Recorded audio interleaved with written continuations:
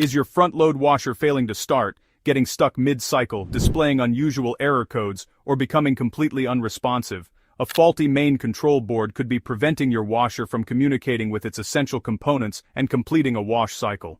Welcome to HnKParts. In this video, we'll show you how to replace the main control board in your front-load washer and explain why this important electronic component can fail over time. The main control board is typically located inside the washer cabinet, mounted behind the top panel near the rear of the appliance. It serves as the washer's central control system, receiving input from sensors and user controls while managing the motor, water inlet valves, drain pump, door lock, and other key components throughout every wash cycle. Over time, the control board can fail due to power surges, electrical short circuits, moisture exposure, overheating, or normal wear of its electronic components. When this happens, your washer may fail to power on, stop unexpectedly during operation, display communication errors, or operate certain functions inconsistently.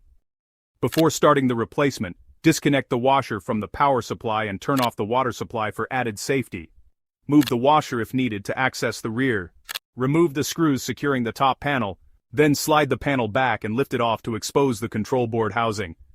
Carefully disconnect each wire harness from the existing control board, noting their positions or taking a reference photo to ensure proper reinstallation. Release the retaining clips or remove the mounting screws holding the board in place, then remove the faulty control board. Install the new control board in the same position, secure it properly, and reconnect each wiring harness firmly.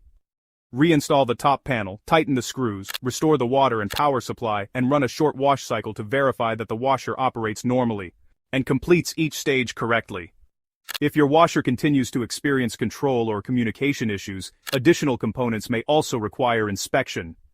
Check the link in the description to find the correct replacement main control board and other compatible washer parts. For genuine replacement parts and repair essentials, visit HnKParts.com. Subscribe to our channel for more appliance repair guides, maintenance tips, and troubleshooting videos. Thanks for watching.